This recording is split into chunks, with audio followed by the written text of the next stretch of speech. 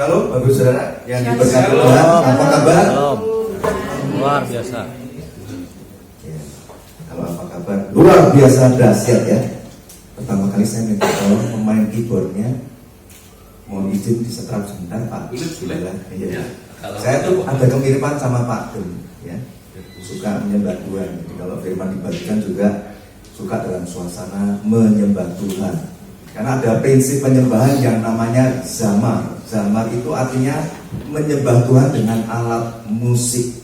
Ya, jadi kalau sudah enjoy dengan permainannya, kita ingin firman Tuhan dibagikan juga dengan suasana musik yang tetap standby, memuji dan menyembah Tuhan. Ya, cukup keyboard saja, nggak usah full. Nanti di saat firman dibagikan terus dimainkan keyboardnya.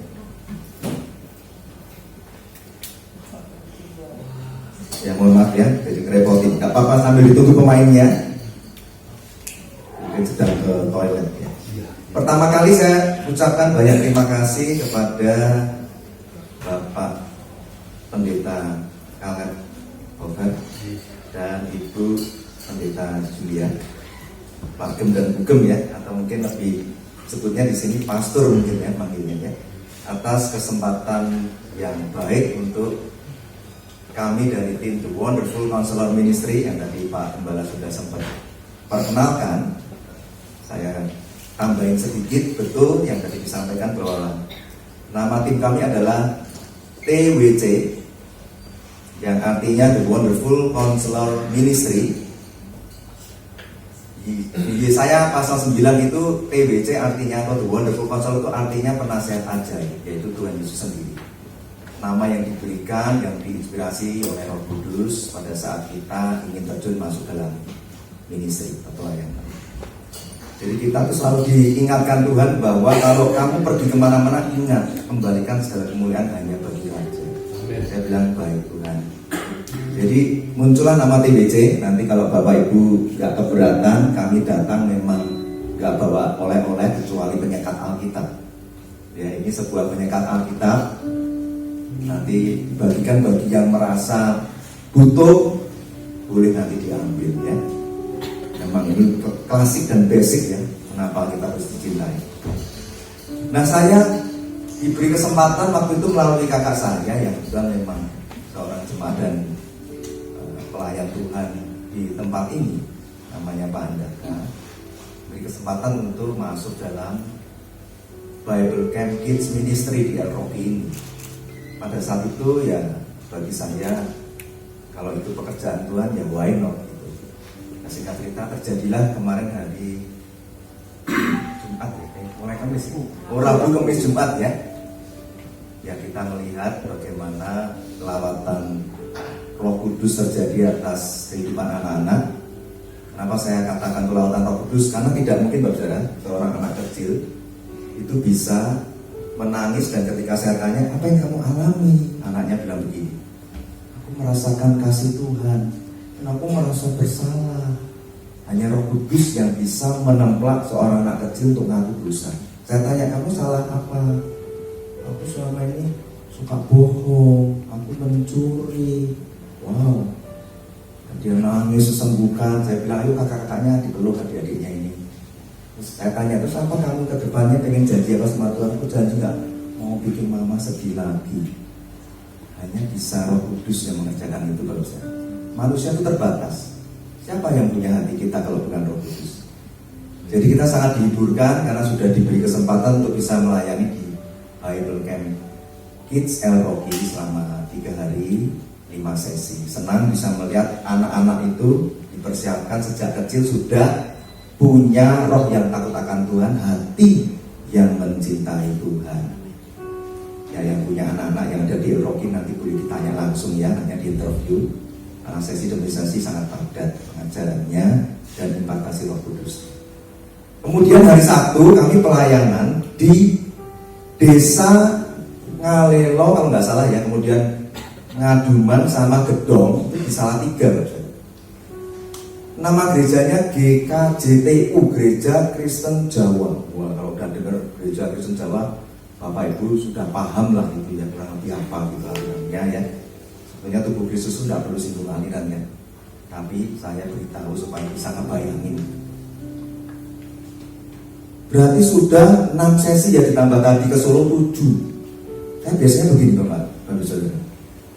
Pengalaman saya pelayanan misi paling banyak itu di Batam itu. Dari gereja, panti asuhan sampai sekolah, anak-anak masih pakai baju kecil TK SD itu. Biasanya kalau sudah 7 kali suara saya hilang di Batam. Jadi saya doa Tuhan, ini badan sudah kayak lemes gitu ya, kok suaranya jangan sampai hilang. Tadi di Solo tiba-tiba serak terus pulih gitu ya.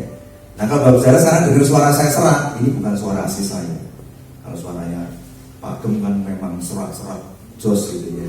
Saya lihat YouTube-nya, wah cocok ini pasti apa karaokean bareng untuk nyembah Tuhan gitu ya.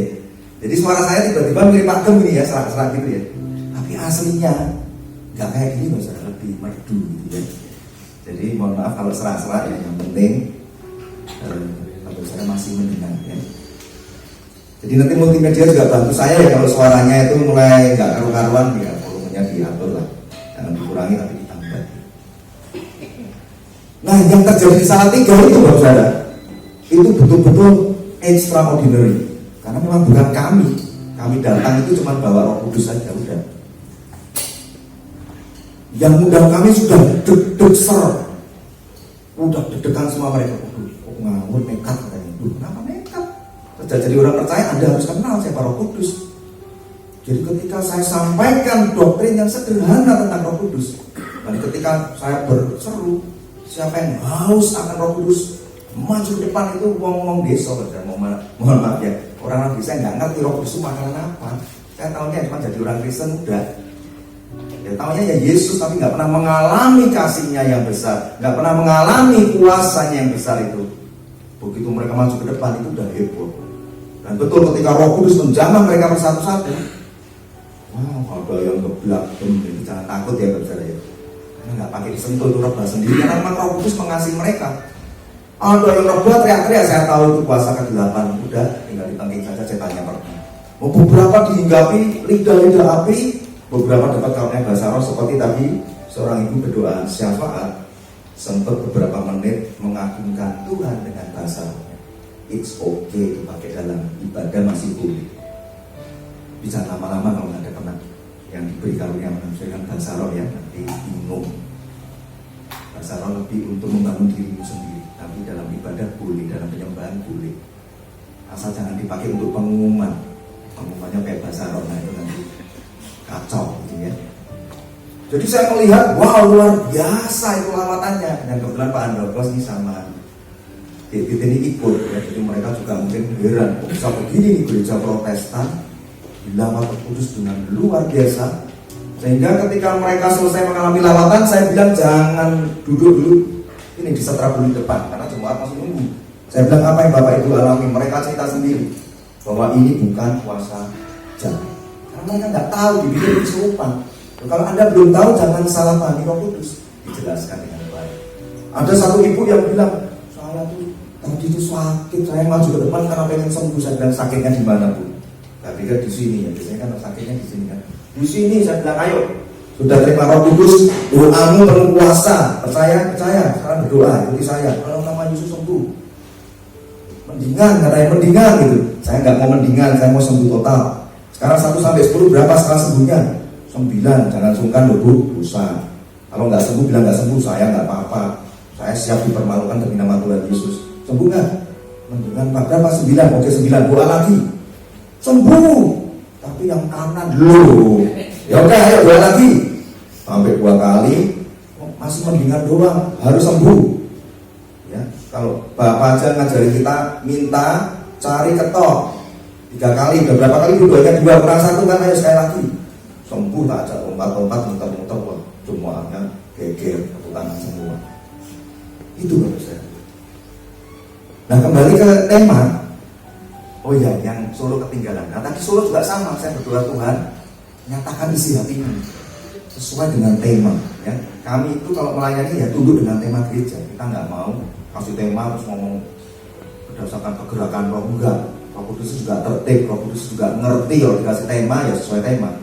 Solo tadi temanya saya dengerin Bapak Gembala kita yang Bapak senior Timotius Arifin itu temanya Loving God, ya kita sesuai dengan tema. Dan ternyata Tuhan itu hanya cari satu orang loh, saya sampai juga terharu. Di sisa energi saya berteriak, mengajarkan, impartasi firman, mengimpartasikan Roh Kudus. Bagaimana saya garis bawahi tadi untuk yang jemaat di Solo, kalau kamu pengen mencintai Tuhan, betul kamu harus terima cintanya Tuhan terlebih dulu. Tapi coba jujur di depan Tuhan, sudahkah cintamu terhadap Tuhan itu masih terus menyala-nyala seperti dulu pertama kali kamu mengalaminya? Pasti mengalami penurunan. Oleh sebab apa? Beban dosa dan beban masalah hidup yang dibiarkan terus ada hari demi hari, bahkan tahun demi tahun. Gara-gara pandemi, banyak anak Tuhan itu yang mundur lagi, kecewa dengan Tuhan, makin khawatir, pekerjaan nyungsep, ada yang mengalami dipecat, ada yang usahanya bangkrut, ada yang malah sudah dipanggil pulang dulu karena kalah sama COVID gitu ya. Jadi banyak terpukul. Bahkan ada yang hamba Tuhan sampai WA saya dijual itu, sak gedungnya, sak gerejanya, sak jemaatnya, sampai saya nggak ampun. Di WA berkali-kali lah, ini gimana ya? Panggilan Tuhan atas hidupnya saya cuma sedih aja. Jadi di jemaat Solo tadi dikobarkan cinta mula-mulanya. Tanpa api cinta mula-mula yang hanya bisa Roh Kudus yang mengerjakannya, kita nggak bisa mencintai Tuhan dengan segenap hati, dengan segenap jiwa, dengan segenap akal budi, dengan segenap kekuatan. Tidak akan sanggup. Anda pasti hanya akan menangkapnya sebatas tema dan teori. Loving God, I know, it's July month, dengan bulan Juli, loving God. Tapi apakah Anda bisa sungguh-sungguh mengalami dan bergerak penuh sesuai tema bahwa aku mau sungguh-sungguh mencintai Tuhan? Jadi tadi dibakar lagi cinta mula-mulanya. Yang saya bilang, waktu penyembahan Tuhan kasih tahu saya, kamu sampaikan, berbagailah orang yang dipanggil dan dipilih maju ke depan untuk mengalami hadirat Tuhan. Ya sudah, saya sampaikan. Saya itu kan siap mau, demi Tuhan saya siap mau. Jadi saya sampaikan aja. Hanya ada satu ibu yang berlari cepat, langsung begini. Mau istilah apa tuh? Nah, kalau udah begitu saya senang apa? Saya nggak perlu repot-repot, Tuhan udah jamah, Tuhan udah pulihkan hidupnya sendiri. Yang lain kemana? Duduk mengalami lawatan sendiri di kursinya. Apa bedanya Ustaz? Ya tentu ada perbedaan. Tuhan aja sama 12 muridnya aja ada bedanya. 12 murid, satu mengkhianati, tinggal 11 ada 3 yang very close, very special dengan Petrus, Yakobus, Yohanes. Kemana-mana Tuhan selalu ngajak mereka bertiga. Bahkan di Taman Getsemani juga mereka yang diajak. Ya, jadi itu pembedaannya. Jadi kita ikuti Bapak Saudara ya. Kalau nanti seandainya Roh Kudus memberi kesempatan untuk Anda mengalami cinta yang dibaharui oleh karena pekerjaan api Roh Kudus, jangan ketinggalan. Amin. Tapi kalau Anda memutuskan untuk tetap duduk atau berdiri tempatmu, ya nggak apa-apa, karena Roh Kudus itu kan Roh yang tertib dan Dia mengasihi, Dia nggak akan maksa. Tapi kalau yang mau bayar harga, ya beda dapatnya. Lidah tidak apinya beda. Tapi lagunya saya suka banget, tapi sayangnya itu saya nggak hafal. Intinya kasih Tuhan sama kuasa. Di dalam kasih Tuhan itu harus mengalir kuasa. Gak hanya sekedar kasih, mana kuasanya? Kekristenan itu harus berani mendemonstrasikan tidak hanya kasih, mana kuasanya? Gereja menjadi saluran kasih, yes. Tapi gereja juga harus jadi saluran kuasa Roh Kudus. Saya mengikuti yang tema bulan Juni, Pastor Caleb Over ini, temanya adalah The Impact of Power. Wah, saya karena lebih fisiknya bagus, melompat-lompat gitu. Saya ingat ansia sama ingat takutnya kecekluk malah nggak bisa khotbah gitu ya. Tapi beliau ini luar biasa Saudara. Kenapa? Karena kalau temanya loving God, beliau harus kasih contoh. Di dalam menyembah Tuhan, kalau jemaatnya anteng, ngangkat tangannya pelit, saya itu sudah 7 sesi puji Tuhan, seorang nggak hilang. Ini badannya pengennya gitu ya. Tapi saya bilang justru dalam kelemahanku Roh Kudus kerja aja. Saya masih taat, saya masih mau. Walaupun ada satu orang yang dilamat, gak apa-apa Tuhan. Yang lainnya cuek ke suara pokok Tuhan. Lanjutkan. Ya, jadi yang gak siap. Bapak Allah itu betul sekali Bapak Saudara. Harus dicontoh nih keteladanan Pak Gem ini kalau memuji menyembah Tuhan. Yang mudah-mudahan malu kalau masih jahil-jahil. Mau lompat aja tengok kanan kiri, malu. Daud itu bininya bilang, tapi lu bikin malu, kamu tuh raja, nari-nari kayak mau gila. Daud bilang, aku menari untuk anak. Kalau Anda belajar prinsip menyembah, loving God itu gak bisa lepas dari penyembahan. Prinsip penyembah itu ada yang namanya yada, toga. Barang lututmu sebelum Anda problem lutut, sembah Tuhan dengan berlutut. Pernah Anda lakukan itu? Ada yang mengapi-apikan diri kayak Pak Hofer begini, luar biasa. Pakai alat musik, saya tahu beliau suka musik, kelihatan dari suka penyembahan beliau, kelihatan dari suaranya dan semangatnya ya. Ayo, jemaat jangan mau kalah, ini gembalanya semangat sekali ya. Saya jarang menemui ada pastor yang masih mau lompat-lompat, jarang. Ya paling jangking kalau enggak ini ya, angkat tangannya kecil gitu. Nanti kalau udah stroke baru, Tuhan aku janji, nanti kalau aku sembuh aku puji menyembah Allah. Oke, sekarang kita masuk ke tema ya, loving God gitu kan ya. Ulangan 10 ayat 12 kalau multimedia bisa bantu ya saya bersyukur karena mata saya ini plus gitu ya. Ulangan 10 ayat 12 temanya ngambil dari ini ya. Maka sekarang hai orang Israel, sudah ketemu semua ya saudara ya. Nah, puji Tuhan, saya baca di situ ya. Maka sekarang hai orang Israel, apakah yang dimintakan daripadamu oleh Tuhan Allahmu selain dari takut akan Tuhan Allahmu? Hidup menurut segala jalan yang ditunjukkannya, mengasihi Dia, beribadah kepada Tuhan Allahmu dengan segenap hatimu dan dengan segenap jiwamu. Jangan ragu Pak, suaranya di ini. Ya. Kalau nanti sadu sepi gini, saya takutnya kedagingan saya ini harus saya lawan berjalan ngantuk gitu ya. Jadi naikin lagi. Nah, yes ini mantap. Ya, jadi tema loving God itu ngambil dari sini ya, Ulangan 10 ayat 12. Nah, sekarang saya mau berbagi Pak. Kitab Ulangan itu adalah kitab terakhirnya Musa. Musa itu menulis kitab Kejadian, Keluaran, Ulangan, Kejadian, Keluaran, Imamat, Ulangan, Bilang. Pokoknya itulah Kejadian, Keluaran, Imamat, Bilangan, Ulangan. Nah, baru benar. Kalau Anda teliti kitab Ulangan itu mengulang isinya. Pernah bertanya enggak? Itu mengulang apa yang paling banyak ditulis di kitab Ulangan itu diulang lagi di kitab Ulangan. Itu ada sejarahnya, Bapak. Kenapa? Karena Musa ini diizinkan Tuhan, dipakai Tuhan dengan dahsyat untuk membawa jutaan bangsa Israel dari perbudakan Mesir dibawa ke tanah perjanjian, tanah Kanaan. Itu generasi pertama. Anda tahu berapa tahun mereka mengembara di padang gurun yang tandus itu di bawah pimpinan Musa. Mereka itu saksi hidup melihat berbagai karunia terjadi, karunia mujizat terjadi. Gimana nggak mujizat? Laut dibelah. Itu luar biasa sekali. Tapi Anda tahu nggak yang bisa masuk sampai ke tanah Kanaan? Ada berapa? Halo, jemaat El Rocky. Saya menyebut El Rocky. Saya sih demi sesi Rocky, jemaat rock and roll ya, karena saya Pak Gem semangat kan. Jemaat rock, ada berapa yang masuk ke tanah Kanaan? 2. Kalau pastor masih betul jemaatnya 2. Yang satu ada di sini Bapak Saudara, sedang duduk. Nah, masih Anda serius nggak dengerin firman? Betul ya? Yang satu namanya Pak Kaleb, bukan Pastor Kaleb ya, Pak Kaleb sama Pak Yusuf. Nah terus yang mati di padang gurun berapa? Semuanya kurang lebih 2 juta.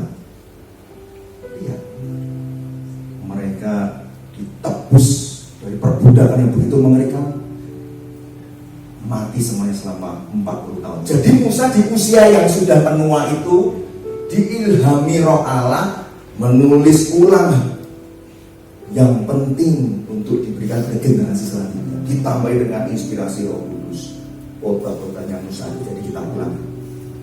Nah, termasuk Ulangan 10 ayat 12 adalah pengulangan dari Keluaran. Sudah mengerti ya? Nah, sekarang berarti kalau ini menjadi tema gereja, ini berarti penting sekali, kita harus serius.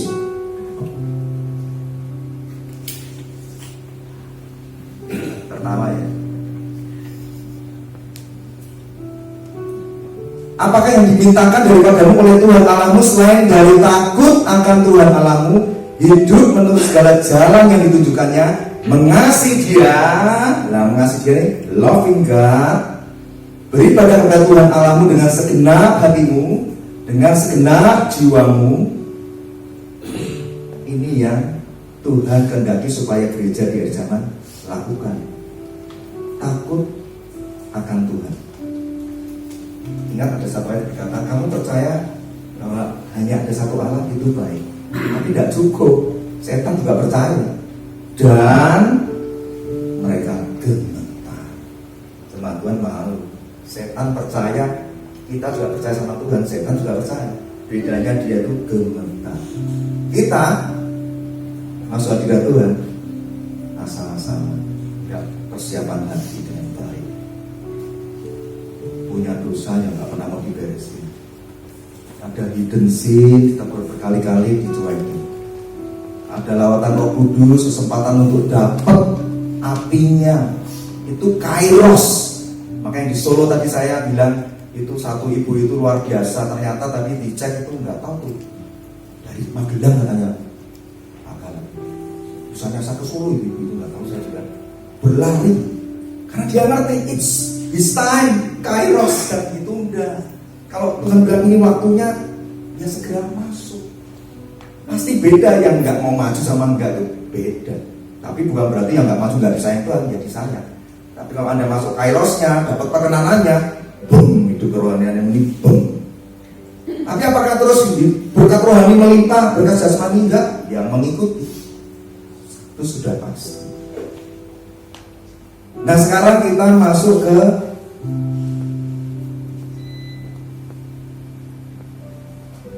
Yohanes 14 tentang loving God, ya, karena kita mau mendalami loving God.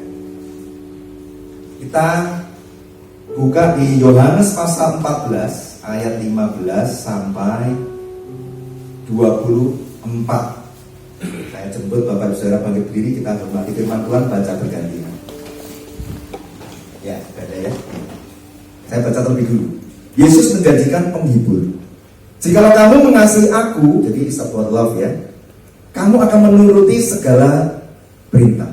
Silakan, Saudara. Aku akan minta kepada Bapa, dan Ia akan memberikan kepadamu seorang penolong yang lain, supaya Ia menyertai kamu selama-lamanya. Yaitu Roh kebenaran. Dunia tidak dapat menerima Dia, sebab dunia tidak melihat Dia dan tidak mengenal Dia. Tetapi kamu mengenal Dia, sebab Ia menyertai kamu dan akan diam di dalam kamu. Aku tidak akan meninggalkan kamu sebagai yatim piatu. Aku datang kembali kepadamu. Tinggal sesaat lagi dan dunia tidak akan melihat aku lagi, tetapi kamu melihat aku, sebab aku hidup dan kamu pun akan hidup. Pada waktu itulah kamu akan tahu bahwa aku di dalam Bapa-Ku dan kamu di dalam aku dan aku di dalam kamu. Barang siapa memegang perintahku dan melakukannya, dialah yang mengasihi aku. Dan barang siapa mengasihi aku, ia akan dikasihi oleh Bapa-Ku, dan aku pun akan mengasihi dia dan akan menyatakan diriku kepadanya. Yudas yang bukan Iskariot berkata kepadanya, Tuhan, apakah sebabnya engkau menyatakan dirimu kepada kami, bukan kepada dunia? Jawab Yesus, jika seorang mengasihi aku, ia akan menuruti firman-Ku, dan Bapa-Ku akan mengasihi dia, dan kami akan datang kepadanya dan diam bersama-sama dengan dia.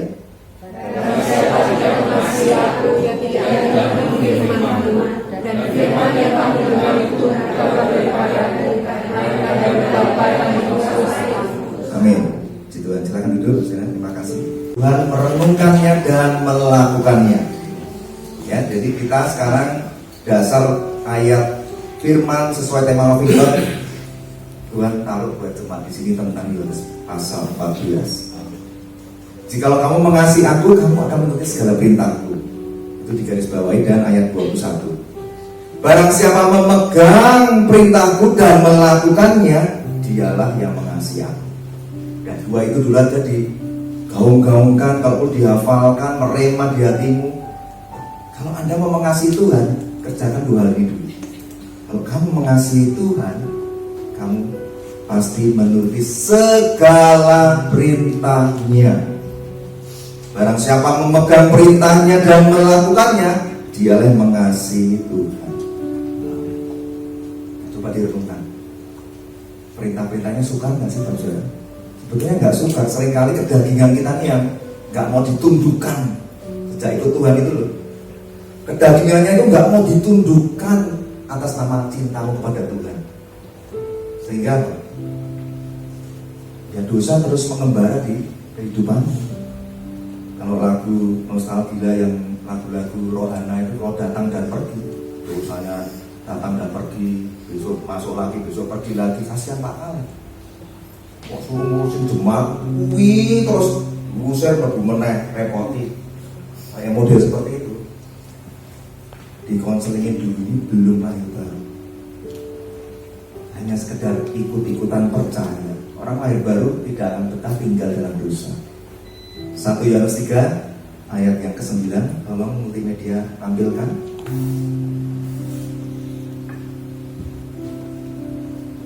1 Yohanes 3:9.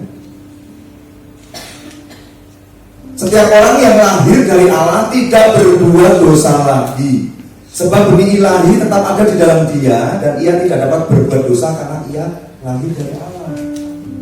Anda tahu ya perjumpaan pribadimu dengan Tuhan Yesus pertama kali pasti ingat dong. Ingat waktu ngantar anak Biblenya 10 tahun yang lalu di GPI Rock. Nah pas aku lihat anakku dilawat, aku sekalian nganter, Pak kalian manggil didoain ngalamin Tuhan. Wah suka-suka banget di hatiku ini. Plong, beban dosaku hilang, beban masalah hidupku tuh kayak enteng. Masalahnya masih ada, tapi ketenangan dan damai sejahtera itu jawaban. Gak lama kemudian, karena aku surrender berserah sama Tuhan, gaya hidupku berdoa sudah penuh kuasa. Itu pantang sama kalian, aku kayak merasa ada Roh Kudus yang masuk. Dan memang bukan merasa, sudah ada Roh Kudus, sudah jadi orang percaya. Nah itu momentumnya Anda harus ingat. Tapi coba dicek perjalanan hidupmu ikut Tuhan itu sampai hari ini, perjumpaan pribadimu dengan Tuhan Yesus yang sudah lahir baru sampai hari ini, coba dicek. Apakah Anda masih betah tinggal dalam dosa-dosamu, menikmati dosa-dosamu, hidup di dalam dosa-dosamu?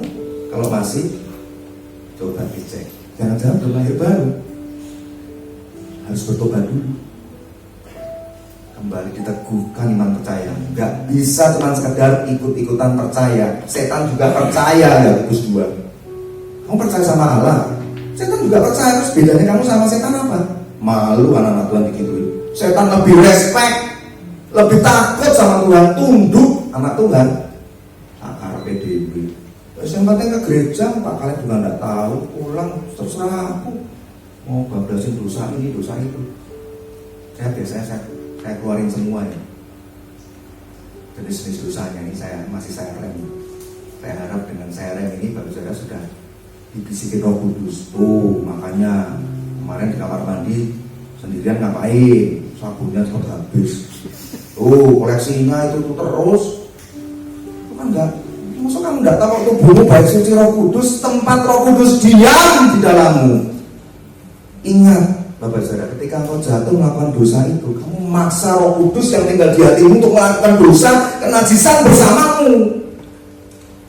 Betapa menjijikkannya. Nah, kalau belum jadi orang percaya dimaklumi. Kalau sudah jadi orang percaya sudah lahir baru. Habakuk 1 ayat 13. Tolong multimedia bantu.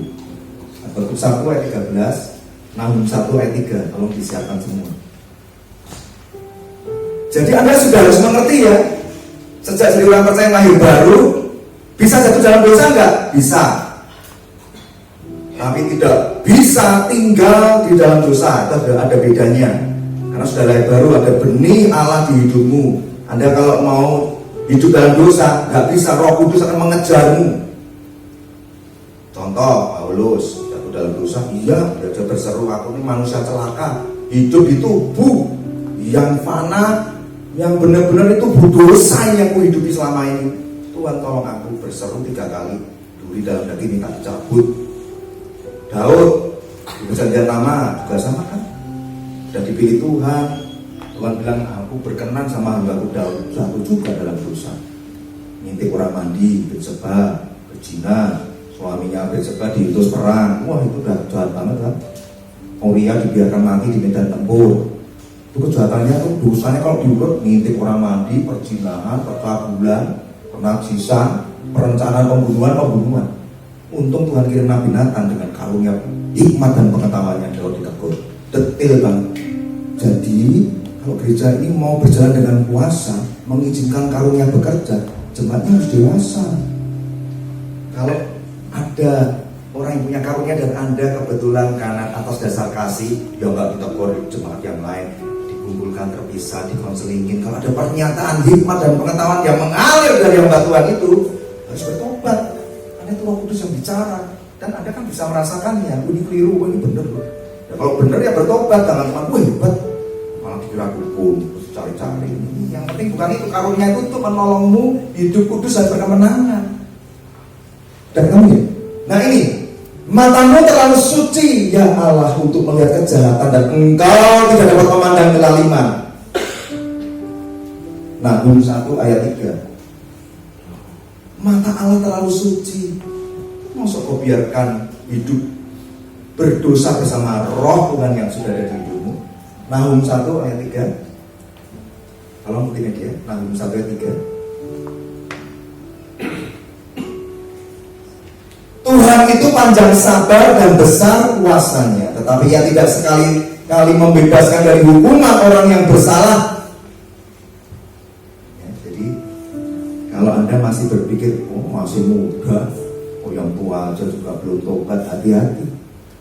Tiktok, tiktok, tiktok, tiktok, jam kehidupan itu terus berputar, saudara. Dan Anda tidak tahu kapan waktunya berhenti. Dan orang-orang yang mati di luar Tuhan Yesus yang belum lahir baru itu, firman Tuhan dengan jelas mengatakan dilempar ke lautan api neraka. Yang muda-muda itu biasanya kalau disuruh tobat wangel batu. Nanti yang pun apa? Gereja juga banyak Pak, masih merokok itu nggak cuma saya Pak. Cuma Pak kalian nggak tahu aja ya, nanti diberitahu ya di konseling. Banyak Pak yang terlibat ini ya diberitahu. Ini PR gereja. Kursi-kursi yang kosong itu harus dikontrakkan air matamu itu untuk hadirat Tuhan. Tangisi kursi-kursi yang kosong ini. Tuhan akan mengirimkan jiwa-jiwa ketika kamu dikuduskan terlebih dulu. Tanpa itu, no revival in heaven. Nah, kalau ada waktu saya mau cerita, karena saya punya kesempatan pergi ke UK, saya mampir ke negara bagian UK yang namanya Wales. Wales itu tempat terjadinya api kebangunan rohani yang sangat besar. Tahun 1904, seorang anak muda lahir dari keluarga Metodis Calvinis, itu alirannya. Saya beritahu saudara, udah nggak ngeroh-ngeroh itu, Metodis Calvinis lahir dari keluarga itu. Ya kurang lebih kayak gereja Kristen itulah yang Protestan. Umur 13 tahun mengalami Tuhan, perjumpaan pribadi. Sejak itu yang heran saya itu, dia serahkan hidup bagi Tuhan. Dua pertanyaan selalu mengobsesi dia. Apa yang Tuhan Yesus sudah lakukan buat saya? Satu lagi, apa yang sudah kulakukan buat Tuhan Yesus? Itu terus membuat dia punya jam doa yang extremely crazy. Jam 1 sampai jam 5 doa terus, non-stop setiap hari. Nah Anda nanti yang cepat suruh saya tantang, mau nggak komit sama Tuhan? Satu jam aja masuk saat teduh, doa, ucapan syukur, pujian penyembahan, baca firman, terima rema, doa syafaat. Kalau udah dilatih Roh Kudus tambah satu lagi doa peperangan rohani, mau nggak? Itu tokoh kebenaran rohani di Inggris namanya Evan John Robert, Anda bisa googling. Saya visit ke sana, wah hati saya bergetar. 11 tahun dia tuh berdoa untuk terjadinya api kebangunan roh yang besar bagi kota Wales. Kenapa? Karena di tahun 1904 itu kebobolan moral terjadi di sana. Pelacuran di mana-mana, perjinan di mana-mana, perjudian di mana-mana, kriminalitas tingkatnya sangat tinggi. Jadi dia tuh anak muda diberi beban seperti itu. Tiap hari cuma berdoa terus, kontrakan air matanya kepada surga. Dia berseru, Tuhan, kirimkan lawatanmu. Tuhan jawab kasih visi setelah 13 tahun yang lalu. 13 tahun kemudian dikasih penglihatan, dia melihat bulan yang begitu besar dan tangan Allah menjulur ke arah Wales. Hati dia melonjak dan tahu it's time. Betul?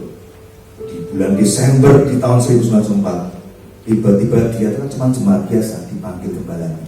Evan sini, saya lihat kamu itu jam 2-nya kok ekstrim tuh. Kok kamu kayak gitu sih? Terus teman-teman bilang kamu gila Tuhan loh. Dia jawabnya cuma gini, karena Roh Kudus yang mendorong. Gembalanya ini pakemnya gemetar ini. Oke, besok kamu coba yang khotbah kamu ya. Saya mau tahu. Evan antusias. Begitu dikasih kesempatan khotbah, yang disampaikan itu cuma 4 hal. Pertama, bertobat dari dosa yang tersembunyi.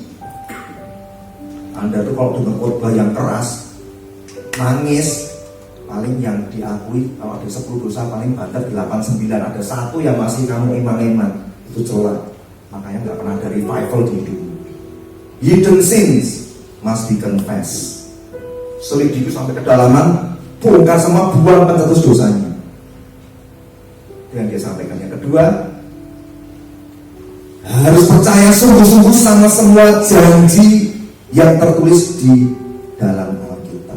Seringkali kan kita ragukan, ini kan perjanjian lama, ini nggak berlaku bagi hidup saya. Dan yang dia pegang teguh adalah, mintalah, kamu akan menerima. Carilah, kamu akan mendapat. Ketuk itu dibukakan.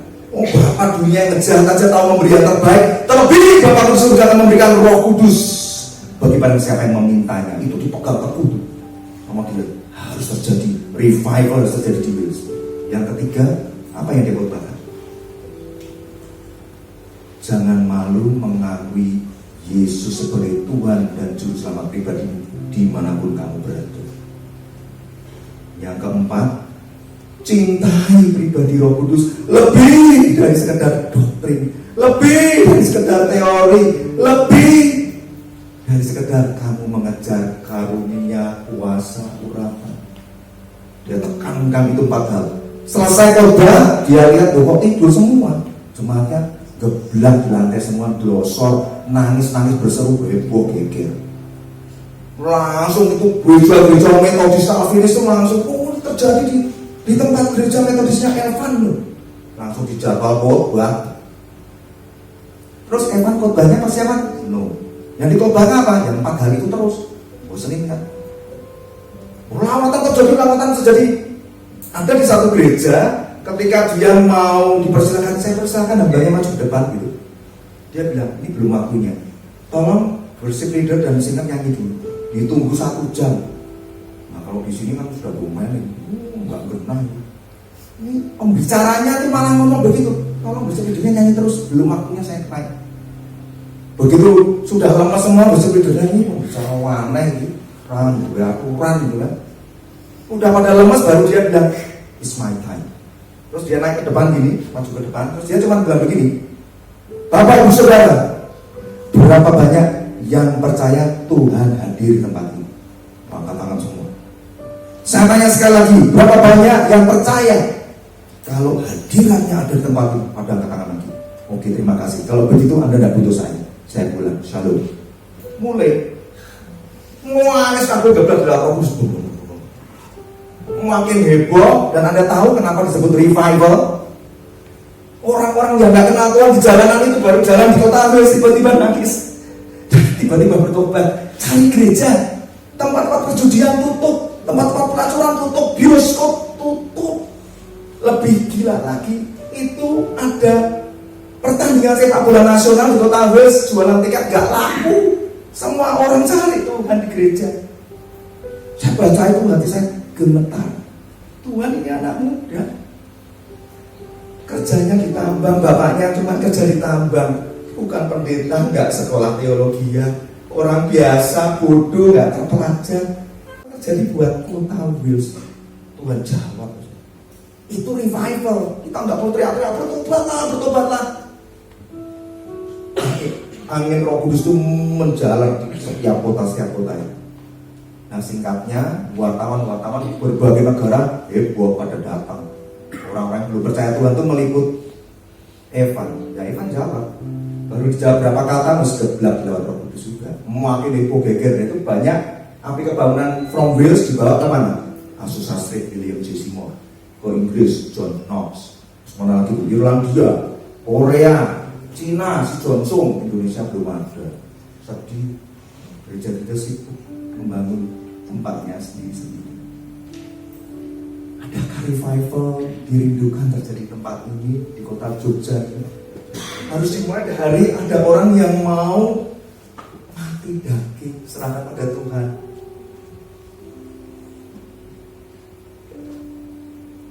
Nah itulah yang menjadi kerinduan saya juga Bapak Saudara, supaya dimanapun kita berada itu bisa mengignite api kebangunan rohani.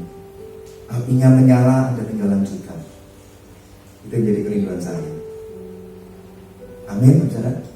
Nah sekarang kita kembali ke tema ya, loving God, khususnya ayat 15 dan 21. Jadi kalau Anda mau mengakui dan mau belajar mencintai Tuhan, kerjakan hal ini dulu yang Roh Kudus beritahu kali ini. Kalau kamu mau mengasihi aku, kamu harus menuruti segala perintah. Nggak boleh dikurangi. Wah yang ini aku mau, yang ini jangan. Kalau mengampuni, nanti dulu lah. Kamu kan nggak tahu. Coba Bapak, malah Pak Gemeng, coba kalau Pak Gemeng menikah sama istri saya dulu. Bapak pasti saja kepahitan. Tuh ngampuni malah nyuruh imbalannya yang Bapak coba tinggal sehari aja sama istri saya Pak. Bapak enak ngomong suruh ngampuni. Dan kalau kayak gitu, mohon maaf ya. Just only tema di hidup, no revival. Tidak bisa experiencing love God, tidak bisa. Karena apa? Perintahnya dipilih-pilih. Yang enak dijalankan, yang nggak enak nggak mau. Nah, perintahnya banyak. Kalau bicara 10 perintah Allah, ya ada. Teliti satu-satu, biar Roh bisa bicara pribadi. Tapi ada 2 hukum yang menjadi 2 perintah yang utama, yaitu kasihlah Tuhan Allahmu dengan segenap hatimu, jiwamu, akal budimu, kekuatanmu, dan kasihlah sesama manusia. Hukum yang sama pentingnya dengan hukum yang pertama, yang mengasihi Tuhan itu, kerjakan seperti kamu mengasihi terhadap dirimu sendiri. Banyak saja. Ada lagi yang perintah paling agung dan mulia. Tuhan Yesus naik ke surga memberi perintah terakhir, yaitu amanat agung, harusnya menjadi apa? Menjadi prioritas hidupmu, karena itu wangsitnya Gusti Yesus diberikan padamu. Pergi jadikan semua bangsa muridku. Perintah yang terakhir diberikan padamu harusnya menjadi prioritas utama di hidupmu. Seringkali yang kita abaikan kan atas nama apa? Kedewasaan rohani, kesibukan pelayanan, kesibukan pekerjaan. Jangan GR, tidak semua orang dipanggil jadi hamba Tuhan. Tapi jangan sampai Anda kaget kalau amanat agung itu perintah bukan hamba Tuhan. Semua orang percaya. Semua orang yang sudah percaya lahir baru menerima mandat amanat agung untuk dikerjakan. Kalau Anda dengan sengaja tidak mau mengerjakan, ya Anda berurusan dengan Sang Penciptamu. Karena itu disebut dosa hamartia. Nggak pernah dengar ya? Banyak orang bilang apa? Nggak melakukan amanat agung kok dosa, ngawur kok baik, orang sinau. Anda boleh tanya. Saya sudah berdebat sama yang dokter teologi itu orang-orang hebat, itu saya ajak bicara. Saya bilang, ada yang bilang nggak melakukan amanat agung ini hanya urusan upah nanti ketika masuk surga. Ada yang bilang dosa, mana yang betul? Semua bilang dosa. Hamartia itu artinya melenceng dari sasaran, tujuan, kehendak, ketetapan Allah atas hidupmu yang ditebus, bukan dengan barang yang fana, tapi dengan darah Yesus. Terjadi pertukaran di kayu salib itu. Murka Allah ditimpakan ke Yesus, kasihnya supaya kamu bisa alami, supaya Anda melakukan amanat agungnya. Ini gereja tidak boleh lagi porsinya kosong. Saya ulangi, ini gereja tidak boleh kursinya kosong. Jemaatnya harus mencintai Tuhan dengan sungguh hati. Aku mau Pak, mau berusaha. Harus sungguh-sungguh mau. Bereskan apa yang mengganjal di hatimu. Kalau memang ada beban dosa, bereskan. Sudah kayak anak kecil aja. Nggak usah hitung-hitungan. Tuhan tahu, mata Tuhan itu menjelajah seluruh bumi. Dia ngerti, dicatat satu persatu dosa-dosamu, terus ditulis itu di kitab-kitab yang mencatat setiap perbuatan orang yang dari zaman Adam sampai sekarang. Bereskan semuanya supaya apa? Kamu bisa sungguh-sungguh dipakai Tuhan, mencintai Tuhan. Masa nggak senang sih, masa nggak rindu sih ambil bagian dalam amanat agung yang sederhana adalah apa? Kalau hatimu dipulihkan, cintamu dikembalikan. Mengerti kalau loving God itu artinya nggak pilih-pilih perintah, taat walaupun merasa tidak bisa, tidak mampu. Itu menyenangkan hati Bapa daripada apa? Udah nggak taat banyak alasan. Maaf Pak kalian, Pak Gem, aku kan nggak usah ngomong Pak. Aku mesti sekolah dulu harus. Bocah yang di sekolah itu sampai depan berhenti ketemu Tuhan. I don't know. Tapi kalau orang yang taat melakukan ini, Tuhan bilang, mari masuk dalam baru. Yang setia aku mau kasih. Mari masuk dalam kebahagiaan rumah Bapa. Karena apa? Semua perintahnya dilakukan. Taat gak pilih-pilih perintah. Ya, jadi kalau loving God buat Jogja ini, ingat baik-baik. Barang siapa memegang perintahku dan melakukannya, dialah yang mengasihi. Perintah-perintahnya nggak sukar kok, tinggal mau nggak, karena sudah ada Roh Kudus yang menjadi Roh penolong dan Roh penghibur yang menolongmu untuk melakukan segala perintahnya. Tuhan tuh ngerti kita tuh manusia lemah, banyak kelemahan. Makanya kalau nanti Anda mau sungguh-sungguh bertobat, mengalami lahir baru, dilahirkan kembali oleh Roh Kudus, 1 Yohanes 3:9 tadi, maka semua dosa-dosa akan rontok, kamu diberi kemampuan untuk berkata tidak kepada dosa. Dan jangan lupa diajari juga buang pencetus dosanya. Jangan lagi tobat tapi pencetus dosanya masih disimpan. Contoh, rokok. Udah dikasih pertobatan, udah nggak pengen merokok, tapi rokoknya masih disimpan karena bilangnya belinya dari Amerika mana-mana. Nah itu celah. Pas kamu rohnya lemah, setan bisikin dusta. Umat kan dasmu tuh, ini loh, ini lacimu saya mau simpen tuh rokoknya juga. Jatuh lagi. Atau malah dengan sengaja nggak memisahkan diri dari kawanan orang-orang yang seharusnya tidak Anda masuk ke sono. Ya jatuh lagi. Pergaulan yang buruk merusak kebiasaan yang baik yang sudah dikerjakan Roh Kudus bersama hidup. Ya, jadi itu sangat penting. Kalau Anda mau sekali lagi mencintai Tuhan, ada nggak komitmen untuk mau taat melakukan segala perintahnya? Ini tidak kebetulan pesan Tuhan disampaikan ini karena lihat, Solo aja sudah pindah ke tempat yang gede. Ketika gereja tangkap visi Tuhan, provisi disediakan. Pak Kaleb sudah mengalami kok pasti. Dari tempat yang kecil, Tuhan sediakan lebih gede lagi. Visi dikerjakan dengan ketaatan kesetiaan, provisi penyediaan alam menyertai. Nah, tinggal membangun jemaatnya ini loh, untuk punya kedisiplinan cinta Tuhan yang sungguh-sungguh. Nah, sekarang sudah jam 18.30. Saya jarang khotbah lihat jam, tapi sekarang saya lihat 18.30. Ya, karena saya ngerti tempat ini kan tidak terbiasa dengan khotbah lama ya. Minimal gitu Bapak Saudara, milikilah rasa sungkan gitu. Ini kan tamu jauh-jauh naik mobil 12 jam. Jadi kalau Anda saya setrap cuman ya telat-telat 30 menit cincai lah, nanti saya praktek cancai.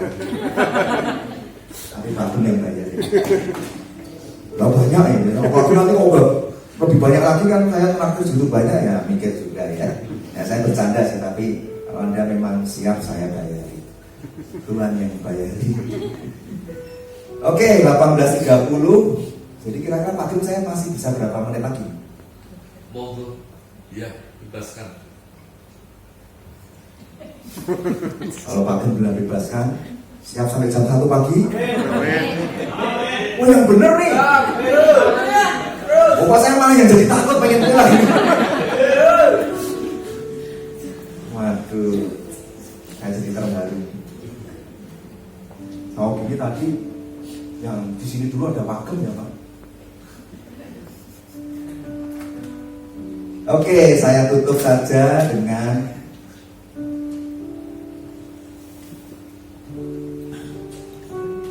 kondisi kerohanian yang harus kita waspadai ya, supaya kita bisa mencintai Tuhan dengan sungguh. Ini cerminan untuk setiap kita, dan jangan saling menuduh. Ini khotbahnya buat kamu, itu wes plot ini kue, jangan gitu. Dengarkan saja, ini pribadi pasti sedang berurusan dengan Roh Kudus. Tinggal mau merelakan hatinya dan bertobat atau enggak, itu aja. Atau mau beresinya separuh-separuh atau setengah-setengah, yaitu urusanmu dengan Roh Kudus. Bentar ya. Nah, ini dia. Jadi kalau mau loving God, kita sudah tahu ya basicnya tadi ya. Nah sekarang Roh Kudus akan bukakan kondisi kerohanianmu di hadapan Tuhan.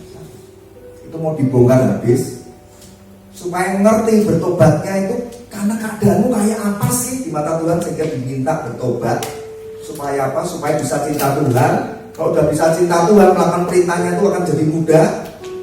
Bahkan ketika Anda nanti menyanyikan lagu ini, berikan pada kami hati yang mengasihi jiwa-jiwa yang belum mengenal kasih Bapa. Oh ini lagu jadul ya, oke, sorry, nggak tahu. Saya lahir di zaman yang berbeda sama pemain keyboard. Kalau ini mungkin tahu nih. Biar belas kasihan-Mu Bapa penuhi hati kami, curahkan kuasa Roh Kudus, api kemuliaan-Mu membakar hati yang rindu untuk melayani-Mu sampai seluruh Roh Jogja dan Solo, sampai seluruh Roh Jogja dan Solo dipenuhi api kemuliaan. Kalau gembala dan jemaatnya kompak, ini korupsi kurang Pak Gem. Karena semua menangkap api Tuhan, ngerti isi hatinya Tuhan itu apa sih saudara?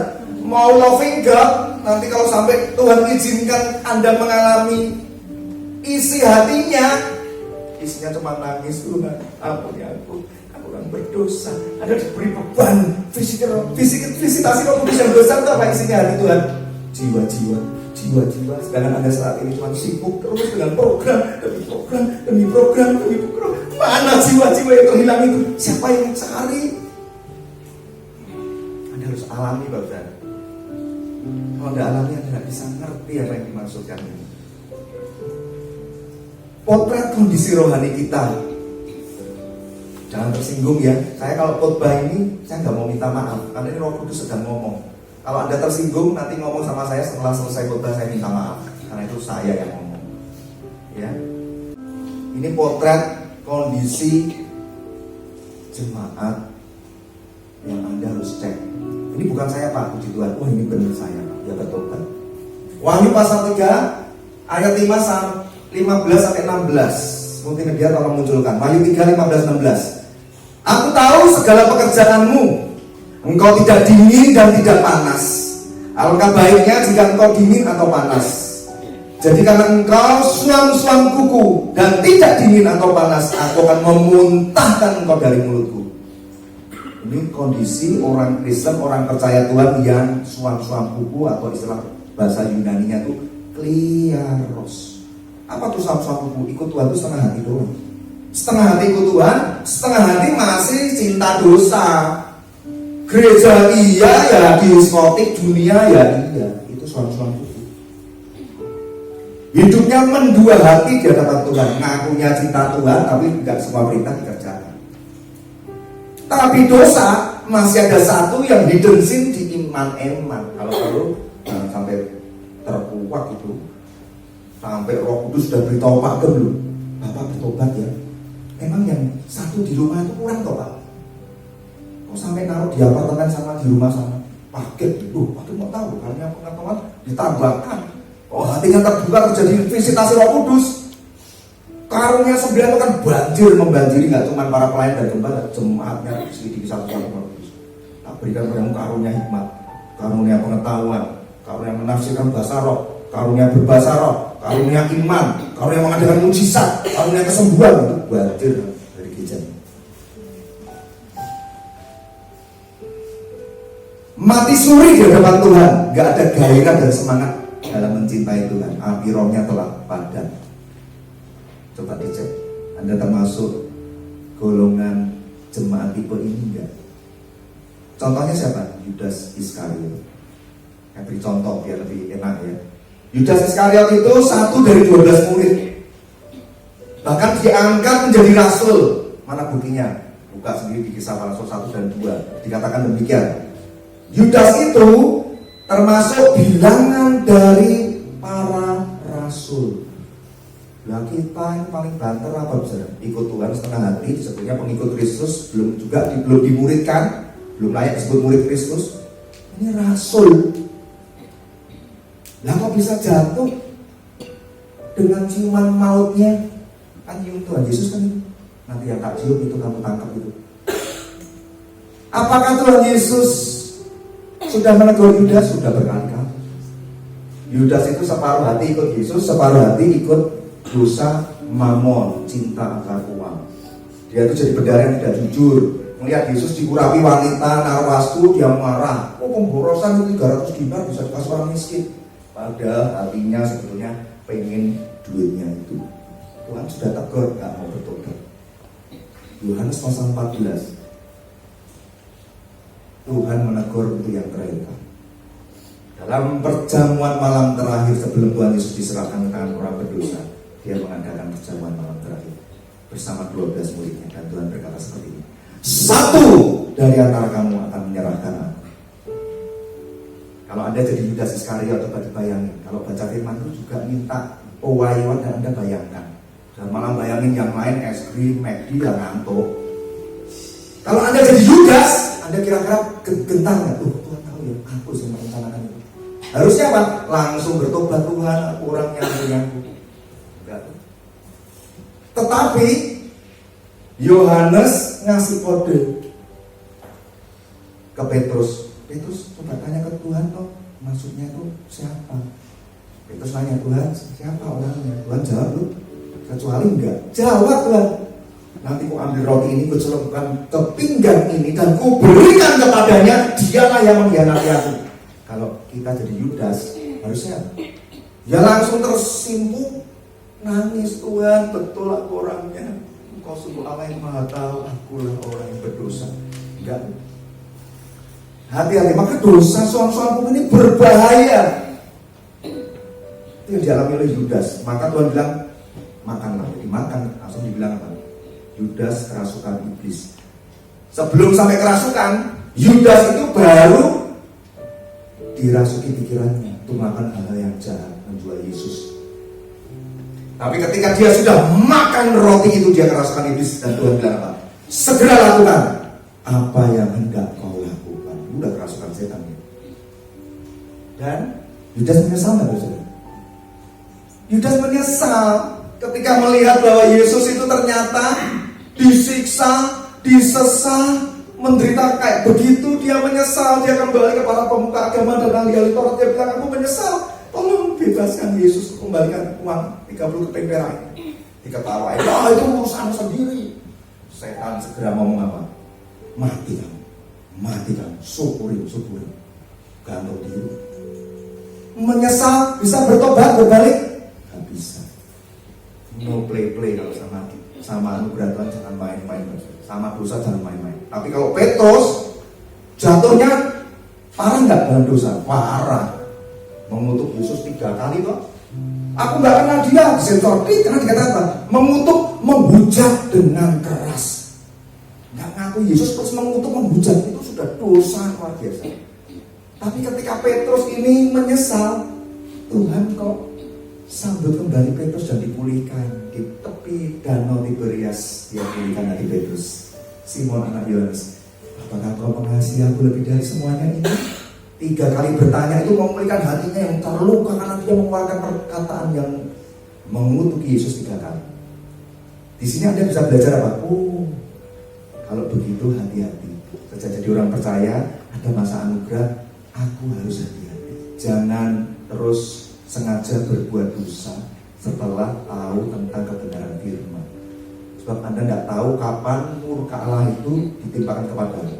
Anda tidak tahu kapan anugerah masa anugerah atas hidupmu itu berhenti. Anda tidak tahu kapan Tuhan masih panjang sabar.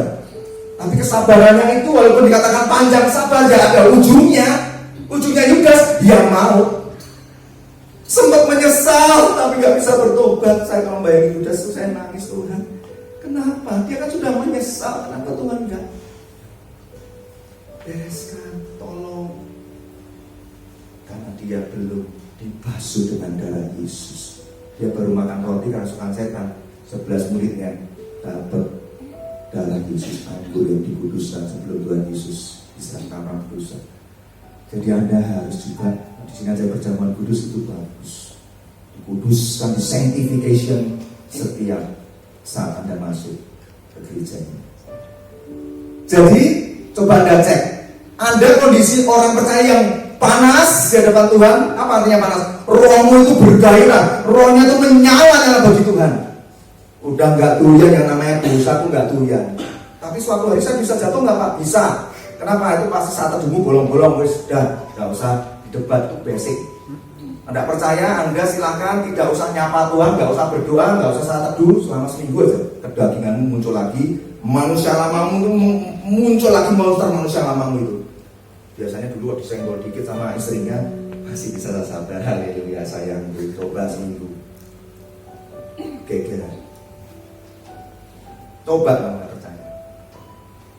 Maka kedagingan harus ditundukkan dengan saat teduh yang intim dengan Tuhan. Atau jangan-jangan Anda orang yang dingin. Dingin itu artinya belum sungguh-sungguh percaya Tuhan Yesus. Ini sebenarnya lebih enak, yang dingin tinggal diinjili aja. Yang celaka itu yang anget, panas enggak, dingin enggak. Performanya sih oke, ke gerejanya rajin, di depan Pak Gembala, wah kita performanya keren gitu kan. Tapi sebetulnya dalamnya ini luarnya rapi, Tuhan bilang dalam itu kayak kuburan. Kalau itu keagamaanmu tidak lebih benar dari orang Farisi yang tidak layak masuk kerajaan surga. Jadi yang suam-suam kuku bertobat. Ini jemaat tipe di Laodikia. Ada 7 tipe jemaat, tapi Tuhan hanya akan sampaikan 2 saja. Ini gambaran orang-orang percaya yang suam-suam kuku sangat parah kondisinya. Cinta Tuhan gak kesungguh hati, perintah-perintah Tuhan dipilih-pilih untuk dikerjakan karena dia masih mencintai dosa. Gak bisa kayak begini. Pilih salah satu. Anda aja kalau hidup suami istri aja, coba bilang sama istrinya begini, Mama tahu ya papa tuh cinta mama. Tapi tetangga papa itu cantik loh, papa pengen cuman cium tangannya boleh nggak? Coba obat, gitu kan? Nah, apalagi Tuhan, Anda madu seperti itu. Tidak mau tahu Tuhan Allah, roh yang ditempatkan di dalam hatimu adalah cemburu. Tuhan mengingini untuk kalian intim sama Tuhan. Kalau Anda ingin intim, ya buang semua yang membuat kalian itu tidak bisa intim, yaitu dosa. Kalau aku nggak bertobat gimana Pak? Nggak apa-apa, paling cuma dapat sanksi. Kan tadi sudah bilang sanksinya apa? Akan dimuntahkan dari mulut Tuhan. Itu bahasa Yunaninya emeo. Malah Pak dimuntahkan kok, ya coba aja, lanjutin aja, terus-terusin aja. Kalau Tuhan udah enak sama kamu, dimuntahkan dari mulut Tuhan. Kalau Tuhan sudah jadi musuhmu, siapa yang nolong kamu? Kalau Tuhan di pihakmu, siapa musuhmu? Hati-hati. Mau minta tolong Pak Gem ya mikir lah, Tuhan dilawan, bisa. Hati-hati betul. Tuhan Yesus yang penuh kasih itu akhirnya tidak akan bertoleransi kepada sikap kerohanian yang mati suri, yang nyala apinya rohnya padam, dan yang tidak berguna itu gambaran seperti Matius 5:13. Garam yang menjadi tawar akhirnya tidak ada lagi gunanya selain dibuang dan diinjak orang. Ini orang Islam kuku itu begitu. Garam udah gak asin, gak ada gunanya, dibuang dan diinjak orang. Tanggung kan hidupnya, bertobat. Kita harus segera bangun dan bangkit dari kehidupan rohani yang suam-suam itu. Yang terakhir saya tutup, dari tadi saya tutup, saya sudah dipelototin Pak Gem. Tutup merampung. 1 sampai 6, ini beneran terakhir. Saya harus selesaikan. Wahyu 3 1 sampai 6. Tipe jemaat yang disadis, nanti dicek saudara. Puji Tuhan Pak, saya bukan yang suam-suam kuku ya, saya ikut tenang puji Tuhan. Tapi hati-hati dulu, Anda masuk yang tipe ini enggak? Dan tuliskanlah kepada malaikat jemaat di Sardis, inilah firman dia memiliki ke-7 roh Allah dan ke-7 bintang itu. Aku tahu segala pekerjaanmu. Engkau dikatakan hidup padahal engkau mati. Bangunlah dan kuatkanlah apa yang masih tinggal, yang sudah hampir mati. Sebab tidak ada satupun dari pekerjaanmu aku dapati sempurna di hadapan Allahku. Karena itu ingatlah bagaimana engkau telah mendengar, bagaimana engkau telah menerima dan mendengarnya. Turutilah itu dan bertobatlah. Karena jika engkau tidak berjaga-jaga, akan datang seperti pencuri. Dan engkau tidak tahu pada waktu mana aku tiba-tiba datang kepadamu. Tetapi di Sardis cuma ada beberapa orang yang tidak mencemarkan pakaiannya. Mereka akan berjalan dengan aku dalam pakaian putih, karena mereka adalah layak untuk itu. Barang siapa menang, ia akan dikenakan pakaian putih yang demikian. Aku tidak akan menghapus namanya dari kitab kehidupan, melainkan aku akan mengaku namanya di hadapan Bapakku dan di hadapan para malaikatnya. Siapa bertelinga, coba telinganya dibegini. Siapa bertelinga, hendaklah ia mendengarkan apa yang dikatakan Roh kepada jemaat-jemaat. Jadi tipe jemaat di saat ini adalah jemaat yang hampir mati. Tuhan bilang apa? Aku tahu segala pekerjaanmu. Kamu dikatakan hidup loh, padahal engkau mati. Coba Anda renungkan. Di mata Tuhan, jemaat ini mati. Tapi kenapa Tuhan bilang kau dikatakan hidup kan? Yang ayat 1 tadi. Aku tahu segala pekerjaanmu. Engkau dikatakan hidup, padahal engkau mati. Nah terus yang bilang hidup siapa? Ya bukan Tuhan. Di mata Tuhan jemaat ini jemaat mati, gereja mati. Yang bilang hidup siapa berarti? Pengakuan manusia.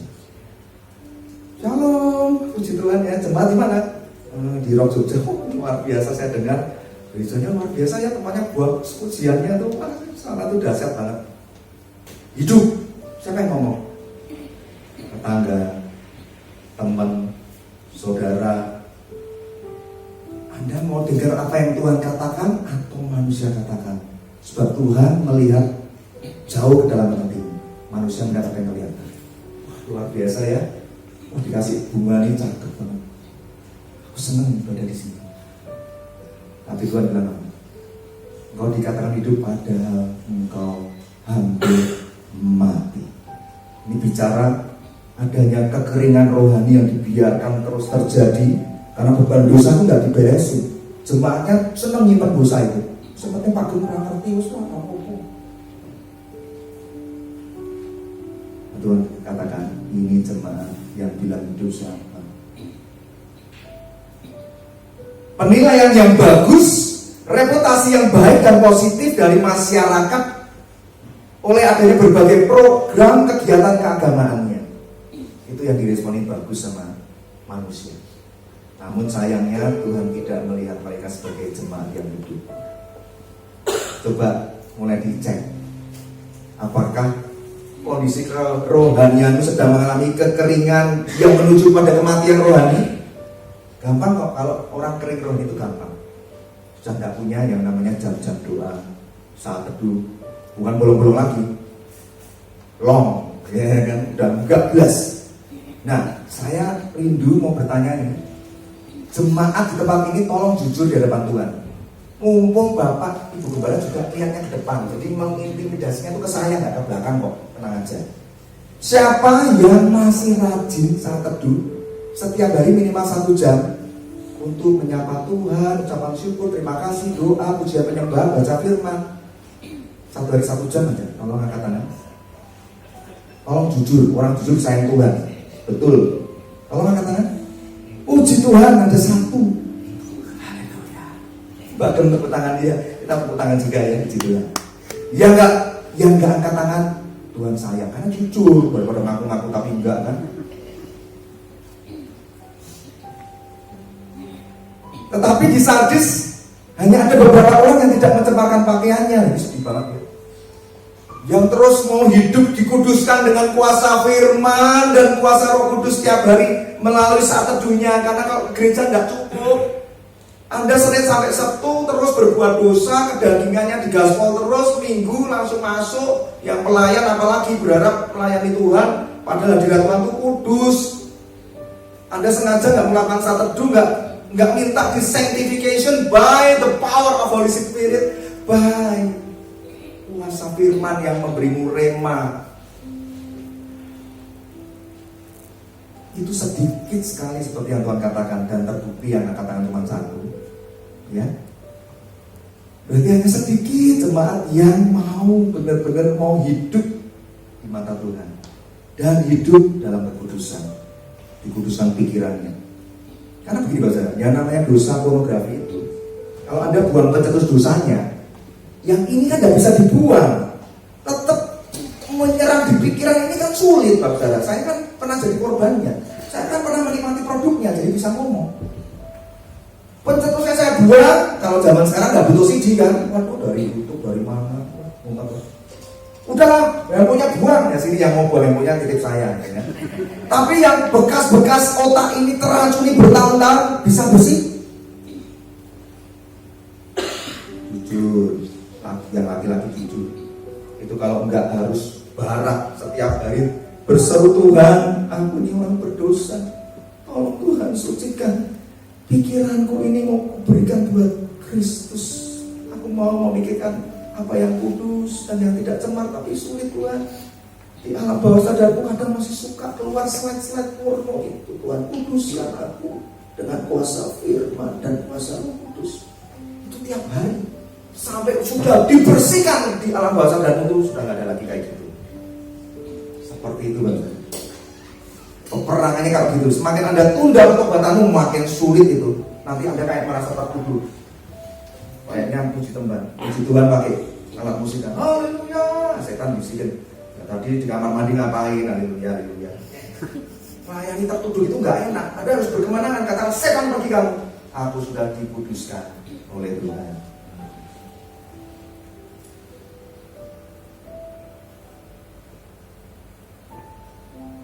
Saya undang bangkit berdiri. Kita masuk di dalam. Dan Engkau telah mengajar di tengah-tengah kami bagaimana kami bisa mencintai Tuhan dengan segenap hati, yaitu melalui kerinduan kami untuk mau belajar taat melakukan segala perintah-Mu.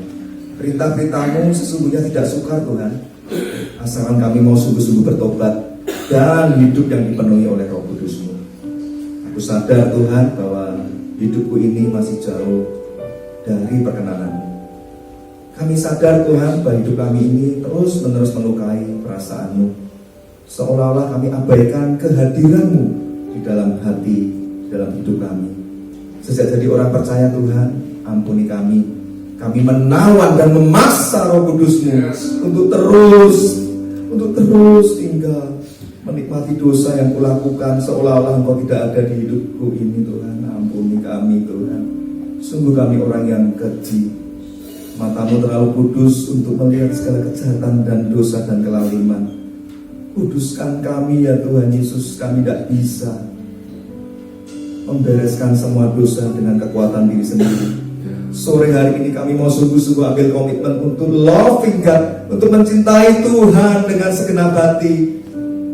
Engkau yang menyelidiki segenap hati kami terbatas Tuhan. Hati kami ada kerinduan mau mencintai segenap hati, tapi kami tahu banyak perasaan tertuduh oleh karena beban dosa dan beban masalah hidup yang menghimpit. Firman-Mu telah Kau sampaikan membebaskan kami Tuhan. Dan Kau pun berkata, barang siapa menang tidak akan dihapus namanya dari kitab kehidupan. Beri kami kekuatan Tuhan. Kami ingin bersama Roh Kudus menjadi orang-orang yang menang, hidup dalam kekudusan Tuhan, bukan menjadi orang-orang yang kalah dan yang namanya memiliki resiko untuk dicoret dari kitab kehidupan. Seperti Musa Tuhan di Keluaran 32 ayat 32, ketika dia murka marah melihat bangsa pilihan-Mu melakukan dosa yang begitu kejam, membangun patung lembu emas sebagai ilah-ilah lain, menggantikan kehadiran-Mu dalam hidup mereka, dan murka-Mu akan Kau timpakan. Musa memohon supaya Kau tahan murka-Mu dan jangan ditimpakan ke bangsa-Mu itu. Musa berseru untuk namanya dihapuskan dari kitab kehidupan, gantikan mereka orang-orang durhaka itu. Tapi Kau berkata kepada Musa, dialah yang berdosa, dia yang namanya akan dihapus dari kitab kehidupan. Biarlah semua yang bertelinga yang ada di GPI Rock Jogja ini Tuhan, kembali meresponi firman-Mu, makanan yang bergizi, makanan yang sangat keras, yang membuat kami gelisah menemplak dosa. Itu karena Kamu Allah yang mengasihi, karena Engkau Allah yang mengasihi. Kau menghajar, menyesat kami supaya kami dapat kembali ke pelukan-Mu dan mengalami kasih yang dibaharui.